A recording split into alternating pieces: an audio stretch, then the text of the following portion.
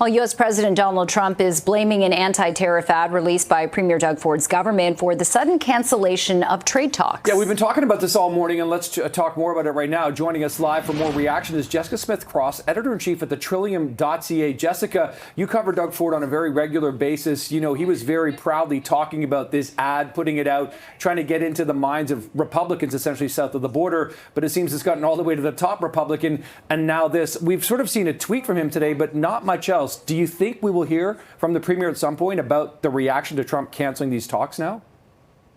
I expect we will. We're going to have to. It seems to be what everybody is talking about. There were a couple of ministers who were supposed to hold press conferences this morning, and those have been canceled. So I think Ford and his team are trying to figure out what to do next. Yeah, and Jessica, in your history of, covering politics, has there ever been a time when something that the provincial government does has such an impact on the federal level and could potentially derail the existing trade talks? Oh, this is certainly notable. Even the premier himself made that comment just yesterday. He was at a press conference with Prime Minister Carney, and he'd been asked a question about how his, tough talk about Trump was a bit at odds with Carney's approach, was a bit that now is not quite the time for that. And the premier basically said, look, it might be easier for me to do this tough talk. I'm not the guy sitting across the table from the guy with the hammer, the guy with the hammer being Trump. He acknowledged that he's a premier, not the prime minister who's primarily negotiating here. But as of today, he's the story. He's at the center of what's happening now. Yeah, I mean, he sort of has been the bad cop to Mark Carney's good cop, and Mark Carney now has to try to figure out over the next 9 days on these trade talks, the different summits where the president is going to be, how to try to sort of put things back together, as it were. Do you, in what you know about Doug Ford and how he, sort of tends to guide himself, do you think he will pull back these ads? Do you think that you could see that, or do you think he may even double down? I think he might. I think he would pull back if he was convinced that that's in the best interest of Ontarians. He's reversed plenty of things before. And in the context of the United States, Ontario had a short-lived increased levy on electricity exports to the United States. And when that caught Trump's ire, Ford was willing to pull back and quickly.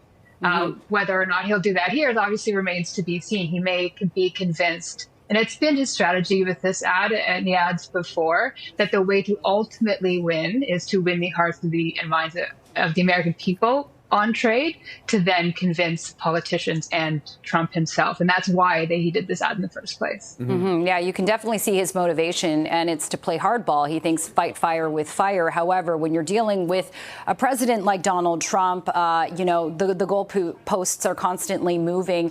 We know that Premier Doug Ford has hosted Prime Minister Mark Carney at his cottage, that they're in talks. But it seems like there wasn't much communication when it came to the release of this ad. Do we know any more information about whether or not Carney knew that this ad was coming out? I do not know if the premier gave him a heads up, but they do talk. They had been talking during the time that this ad was coming. So it would be a surprise to me if it was a surprise to the prime minister. And Jessica, I just want to let you know that we are awaiting some remarks from Prime Minister Mark Carney before he departs on this trade mission in Ottawa. So as we continue talking, we may have to interrupt, but let's keep going for the time being here. Because as you said, this is notable. The fact that, a premier of one province is, having this impact at a federal level, at a country level in terms of the potential for the trade here.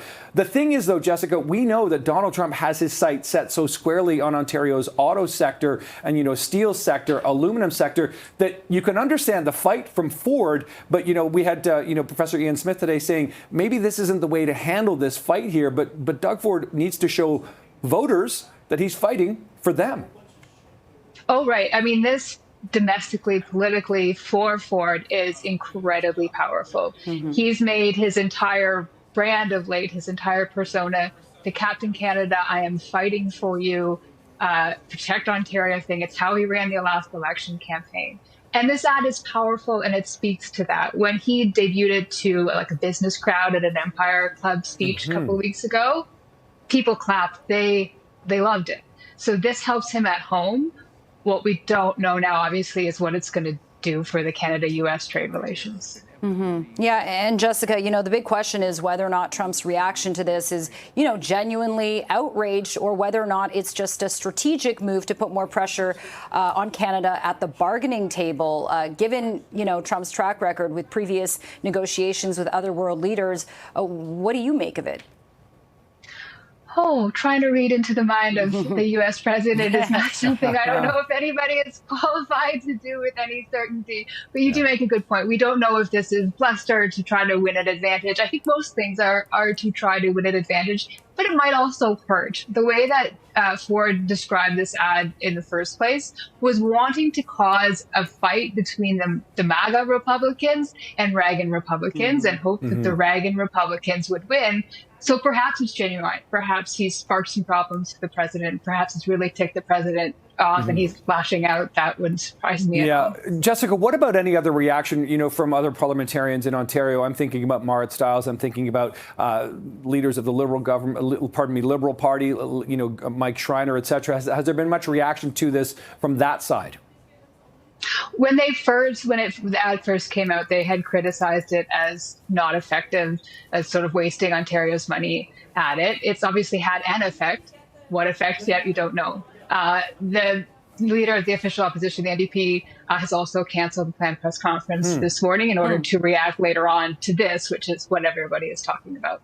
Yeah, and you mentioned the word money. I mean, this ad cost $75 million in the history of ads being put out. How expensive is this? Give us some context. Okay, well, this government spends a lot of money on a lot of different kinds of ads, more than we have ever had ever before. So that has included huge amounts of money on prior ads in the U.S. They didn't get as much attention as this one. They weren't quite as hard hitting, I guess. They were good and they were talked about, but this one has obviously touched a nerve. The BC government also spends a ton of money on advertising in Ontario, ads that have been criticized as being government funded, but a little bit too partisan or complimentary of the BC government. So ads for them is a big thing, a big theme.